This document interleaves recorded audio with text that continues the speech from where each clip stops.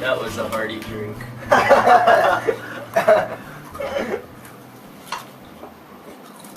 In Flanders, there was a group of young men who devoted their lives to sin, gambling, dancing, drinking, and eating more than they could handle. Through their sins, they praised the devil and ripped our Lord's body to pieces. Then dancing girls would come, selling fruit, playing music, kindling the fire of lechery. I take Holy Writ to my witness that lechery comes from wine and drunkenness. Even Seneca has stated that there is no difference between a man who has gone mad and a man who is drunk, except that the madness lasts longer. O gluttony full of cursedness!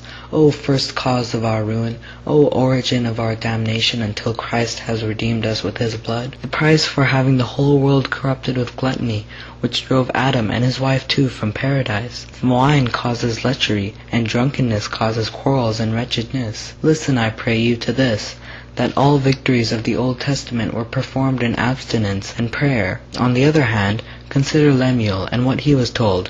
Not Lemuel, but Samuel. Anyways, read the Bible, and find what was stated about serving wine to those associated with justice. Now that I have spoken against gluttony, let me speak to you about gambling, the mother of lies, deceit, and cursed perjuries, a waste of property and time, a blasphemy of Christ. Those princes who gamble are less esteemed. Finally, now I will speak of false oaths. Swearing is abominable. False swearing is even more so.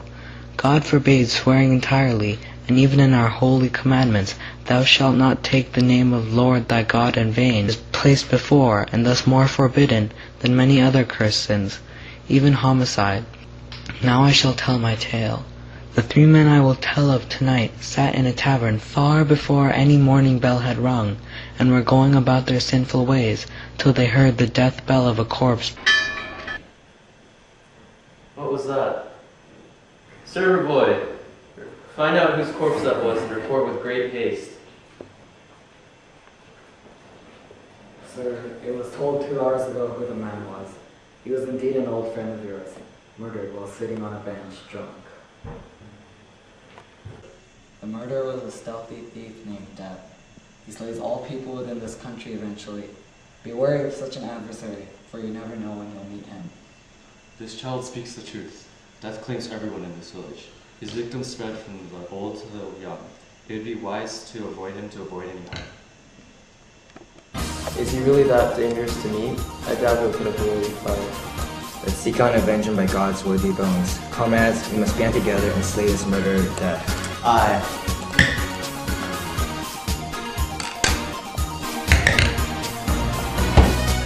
Together, the 3 men made a pact to live and die for one another as brothers. In their drunken rage, they headed towards the village in which they believed Death resided. Along the way, they met a sickly old man. Now, lords, God protect you. What ails you? Why are you so wrapped up? Why are you so alive in such old age? Because God wills it. No one will trade their youth for my age, and even death will not take my life. Now I walk as a restless prisoner, awaiting my time to rest.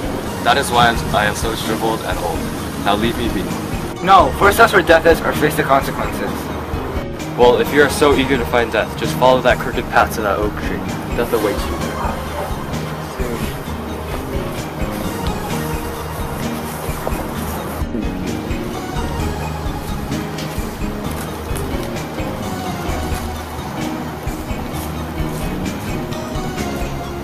Brothers, listen. This great fortune has come upon us so that we may live our lives in happiness and luxury, and we shall spend it.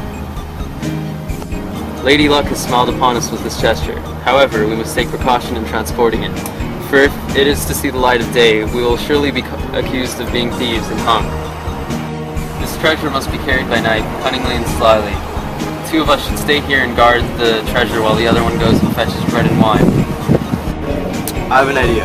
Whoever draws the shortest stick will have to go to the town to fetch us some food.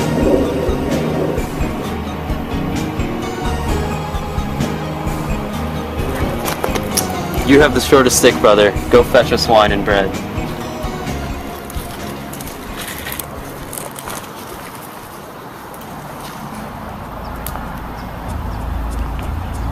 Brother, I've been thinking.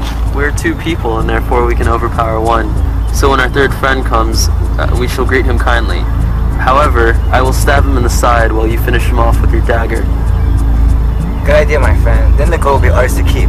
With all the money to ourselves, we can play dice day and night. Dorky. I'd like some wine so I can celebrate my friends. I don't think it's that Thank you. Hello, apothecary. I'd like some poison. There's a big rat infestation over at my house and my wife's nagging me to get some poison. Would you happen to have some really good poison? I guarantee this will kill any living creature. Any living creature? Yes. How much will it cost? And shilling. I believe this is it. Thank you.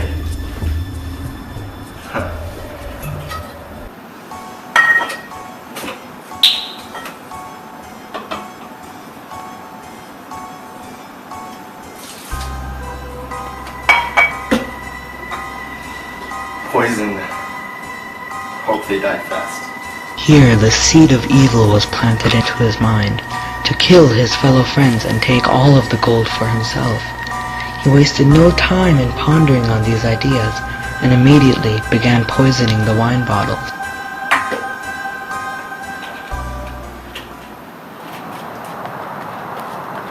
Brothers!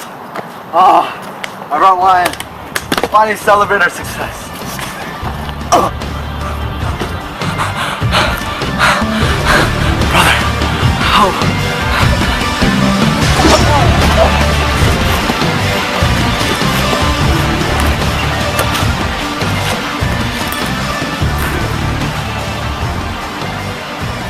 That solves our problem. Yes, I feel like a mighty load has been lifted off my shoulders. Let's celebrate with this wine he's brought us.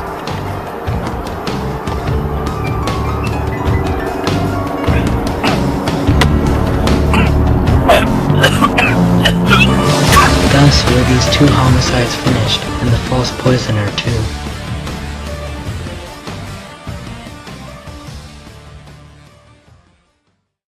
And thus is our story.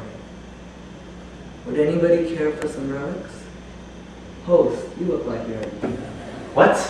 I'd rather be dead than take your false relics. Why would I need your relics? Please, stop fighting. Let things return to the way they were. Kids and make up.